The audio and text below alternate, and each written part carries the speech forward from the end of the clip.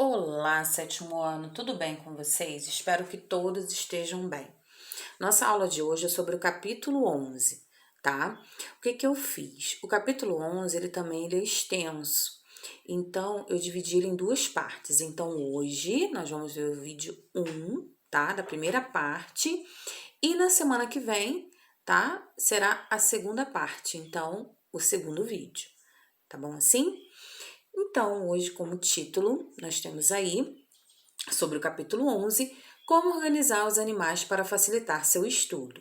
Porque o reino animal, né, o reino animal, como nós vimos, ele é um reino bastante grande, tá? Então, para facilitar nossos estudos, eles foram divididos em grupos. Mas antes disso, antes de nós vermos esses grupos, nós vamos estudar aí como foi, né, como aconteceu o seu surgimento. Então, vamos lá? O surgimento dos animais. Então, o planeta Terra, né, ele se originou há 4,6 bilhões de anos, mas os primeiros seres vivos só apareceram nos lagos e oceanos há aproximadamente 3,5 bilhões de anos. Eles eram parecidos com as bactérias, que são unicelulares e sem carioteca, delimitando o núcleo, procariontes. De acordo com as evidências científicas, os primeiros animais pluricelulares se formaram a partir da união de seres eucariontes unicelulares heterótrofos do reino protista, tá? Então, os animais eles surgiram mais ou menos, né, aproximadamente 3,5 bilhões de anos, então tem muito tempo, né? Então, tá? As esponjas, né? Animais são animais aquáticos muito simples, tá? Eles apareceram e dali foram surgindo os animais. Sobre as esponjas, tá? Não é aquela esponjinha que a gente lava louça, não, tá?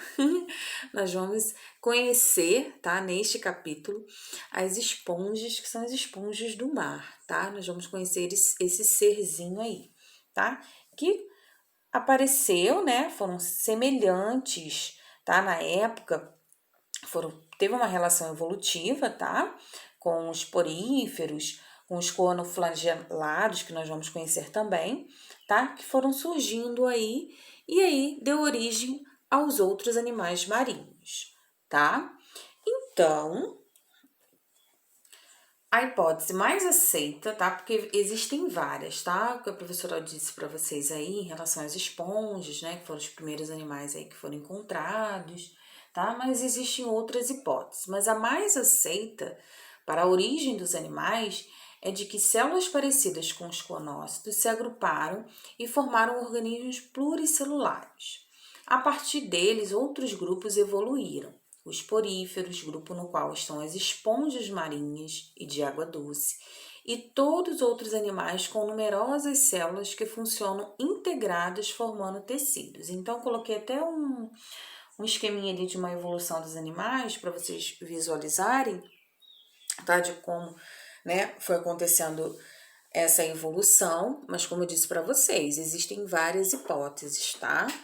Então, essa é a mais aceita, tá? Que foram se agrupando, né? Foram evoluindo e foram surgindo os animais, tá bom? Bom, as características gerais dos animais. Então, eu coloquei essas imagens, tá? Para quê? Para te mostrar que existe uma variedade enorme. Então, eu coloquei tanto animais marinhos, né? Animais que são exclusivamente, né? Que eles voam, tá? Animais que são terrestres, enfim, né? Existem insetos, mamíferos, vários, tá? E como separá-los, né? Porque a diversidade é muito grande, é muito grande. Isso aí eu coloquei só uns exemplos, né? Mas a diversidade é enorme de animais. Então, né? Por exemplo, o cavalo marinho, né? Ele é um pequeno peixe que vive em águas quentes de alguns oceanos, tá? Eu coloquei também a imagem aí de um sagui de tufo branco, né? Que é um macaco de porte pequeno, que ele se originou no Nordeste, na Caatinga, mas que também pode ser encontrado nas regiões Sudeste e Norte. Temos também essa imagem mais abaixo, que é uma espécie de lesma do mar, que vive nos mares da Austrália, tá? Nós temos aí também o tucano-toco, que vive em florestas da região central do Brasil e da Amazônia, e a joaninha, né, que é um inseto carnívoro que vive nos jardins. Então, eu coloquei diversificado para vocês verem como a diversidade é tão grande, né? E que cada um tem o seu habitat, tem a sua forma de se alimentar, né, de se reproduzir.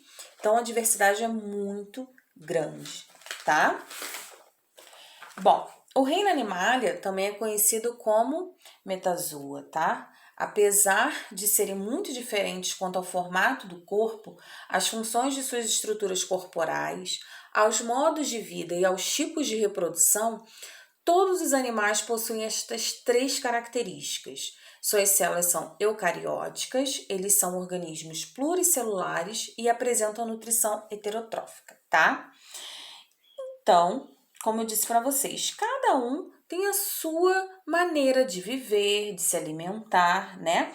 Então, existem animais, né, que vivem em ambientes aquáticos, terrestres, né? Tem aqueles que se reproduzem, tá? De forma sexuada e assexuada. Então, é uma diversidade enorme. Então, eu dividi aí para a gente poder conhecer de acordo com a sua locomoção. Então, o reino animal aí, esse reino tem mais de 1 milhão de espécies distribuídas em mais de 30 filos. Quase todos os animais conseguem se movimentar e se locomover, mas existem alguns representantes que não se locomovem de um lugar para outro, como exemplo as esponjas e as anêmonas, tá? Então, como eu disse para vocês, a grande maioria eles se locomovem, né? Mas tem uns que não se locomovem, como as esponjas e as anêmonas. Eu coloquei a imagem para vocês conhecerem, tá? Elas ficam aí, no caso, imóveis, tá? Elas não se locomovem. Então, para vocês verem como a diversidade é grande. Às vezes a gente, né, tem gente que nem sabia disso, tá? Em relação ao habitat. Então, habitat, gente, é o local onde eles vivem, tá? Então, tem aqueles que vivem em ambientes aquáticos e terrestres, tá? Então, por exemplo, existem peixes nas profundezas escuras e geladas dos oceanos, aves que fazem ninhos no topo de montanhas muito altas, focas que nadam em águas congelantes e vermes parasitas do intestino humano. Então, cada um aí tem o seu habitat. Eu coloquei aí como exemplo, né? No caso aí são os peixes, né? A foca que fica aí, vamos dizer assim, em águas congeladas. A gente fica se perguntando como é que consegue, né? Mas é que cada um tem aí a sua maneira de sobreviver e já está acostumado, né? Ao seu habitat, tá? Os pássaros, as aves, né? Que colocam muitas das vezes seus ninhos em árvores altíssimas. Então, cada um tem o seu habitat. Até mesmo os vermes parasitas, né? Que a gente conhece, se não conhece, a professora também vai explicar, né? Que esses vermes, eles ficam localizados no intestino e ali fica o seu habitat, tá? Até que descubram, né? Até que a pessoa descubra que tem esse verme no seu intestino para poder procurar um médico, né? Fazer o tratamento certinho para poder eliminar, ele fica ali, vivendo no intestino, tá? Então, cada um, para vocês verem como a diversidade é tão grande, cada um tem o seu habitat, tá? A sua reprodução, né? Então, como eu disse para vocês, pode ser de forma sexuada e assexuada, tá? Então, para se reproduzir, os animais podem trocar gametas, caracterizando a reprodução sexuada. Ou podem se reproduzir de forma sexuada, liberando partes de seu corpo, brotos ou gêmulas, para a formação de um novo ser igual a ele.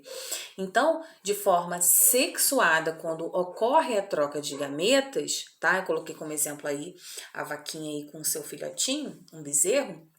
No caso aí, ela trocou gametas, no caso aí com o boi, né? E aí nasceu, né, o bezerro, né? Tanto com características da vaquinha como da característica do boi, tá? Então nasce um ser diferenciado, né? Porque ele possui tanto característica da mãe quanto do pai.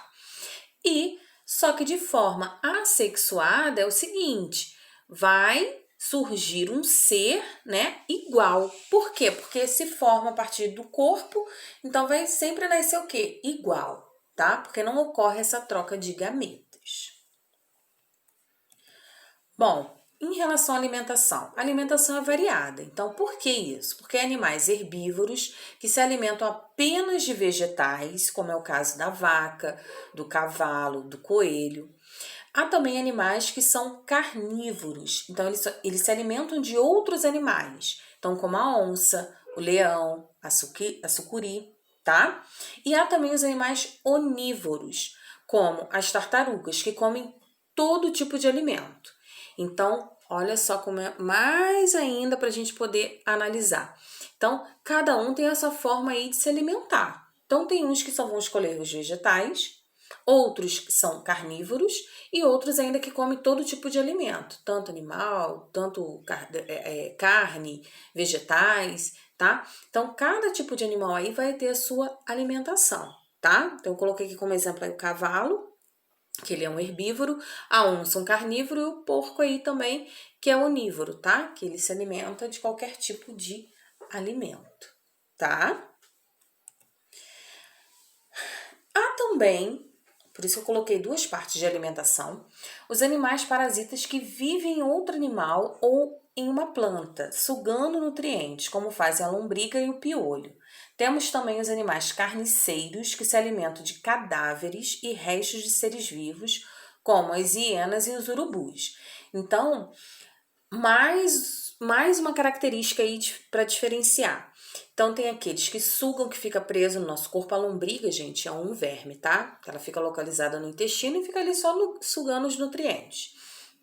E o piolho, que o piolho também ele é um parasita, né? Que ele fica ali só sugando também, né? Fica presente ali na cabecinha das pessoas, só sugando também seus nutrientes, tá? E tem também os carniceiros, que se alimentam de cadáveres, né? Então, aí como exemplo, as hienas e os urubus, tá? Que se alimentam de cadáveres, né? Restos de seres vivos, tá bom? Bom, preservação dos animais. Porque eu coloquei isso, vem falando aí bem no finalzinho do capítulo 11. Por quê, gente? Porque 10 espécies de animais no Brasil desapareceram nos últimos anos e existem pelo menos 1.173 espécies de animais em risco de extinção. Para que animais não desapareçam, é importante que as florestas sejam preservadas e que as pessoas não matem os animais, seja por atropelamento nas estradas, caçando-os ou mantendo-os em cativeiros. Eu coloquei para poder chamar sua atenção, porque vocês imaginem, ao longo dos anos, os animais têm desaparecido. Eles estão, uns entram em extinção mesmo, some, desaparece, ou tem aqueles que são ameaçados, né? Porque tem pouquíssimas espécies. E isso aí é uma coisa para a gente repensar, tá? Então, o que nós temos que fazer? Preservar as florestas, que muitos deles, né? Depende da floresta para poder sobreviver. É ali que eles tiram o seu alimento, têm o seu habitat. Então, a gente tem que parar e analisar, né? Não manter vários tipos de animais que muitas das vezes as pessoas mantêm em cativeiro, que não é o local para manter aquele animal, e ele acaba morrendo, né? Ele vai perdendo seus nutrientes, tá? Porque não tem alimentação que é adequada.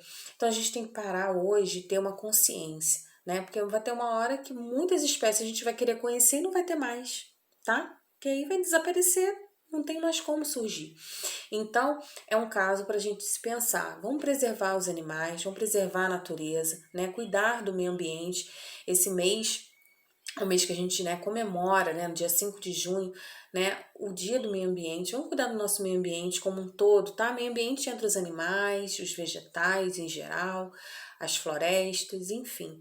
Vamos cuidar do nosso planeta, né, para que a gente possa mais tarde conhecer esses animais, né? Conhecer também, não é só animais não, tem também vários tipos de plantas que desapareceram ou que estão ameaçadas já de extinção, tá? Então vamos cuidar, né?